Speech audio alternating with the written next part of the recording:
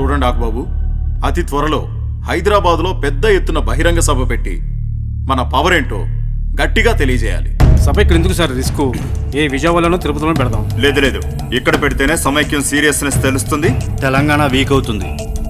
Okay sir, మీ ఇష్టం. కానీ police permission అది నేను ఉన్నాను కదండి, డోంట్ వర్రీ.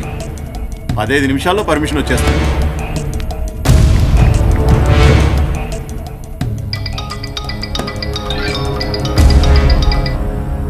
సార్, హైదరాబాద్లో సమైక్య ఉద్యోగులు బహిరంగ సభ పెట్టుకుంటారంట. బేషరతుగా పర్మిషన్ ఇచ్చేయండి. Sorry sir, it's very risk. Law and order problem create అవుతుంది. ఏం క్రియేట్ కాదులే డీజీపీ, ఆ మాత్రం నాకు తెలియదా చెప్పు? అది కాదు సార్. మాట్లాడుకో, it's my order, that's all.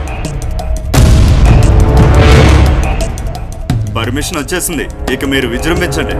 తప్పకుండా సార్. అలా ఈసారి హైదరాబాద్ లోనే పెద్ద కుతంత్రానికి తెరలేపినరు. ఎల్బీ స్టేడియంలో సమైక్య రాష్ట్ర సభ పెట్టి తీవ్ర ఉద్రిక్తతలు రాజేసిండ్రు.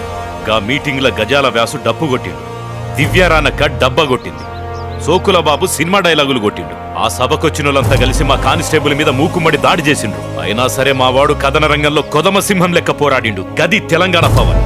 ఇలా ఎన్ని కుట్రలు కుతంత్రాలు చేసినా ఢిల్లీల కేంద్ర వర్కింగ్ కమిటీ రాష్ట్ర ఏర్పాటుపైన విస్తృతంగా చర్చించి తెలంగాణ ఇయ్యాలని నిర్ణయించింది. కానీ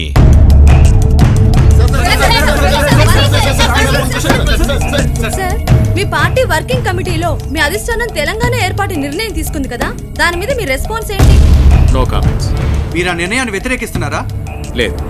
అంటే సమర్థిస్తున్నారా? లేదు. అది కాదు సార్, మీరు చూడండి, మ్యాచ్ అప్పుడే అయిపోలేదు, ఇంకా లాస్ట్ బాల్ ఉంది. 15 సెకండ్లో ఏమైనా జరగచ్చు. Wait and watch.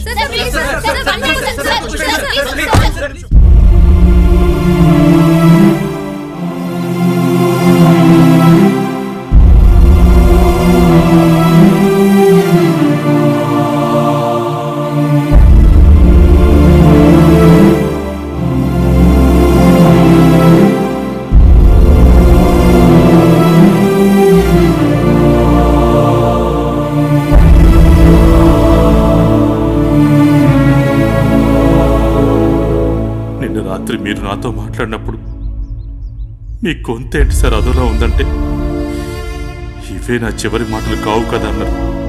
కానీ తెల్లారేసరికల్లా ఇలా ఇన్నాళ్ళు ఒంటరిగా బతికిన మీరు తెలంగాణ వచ్చే వరకు మాతో కలిసి బతుకుంటే ఎంత బాగుండేది సార్.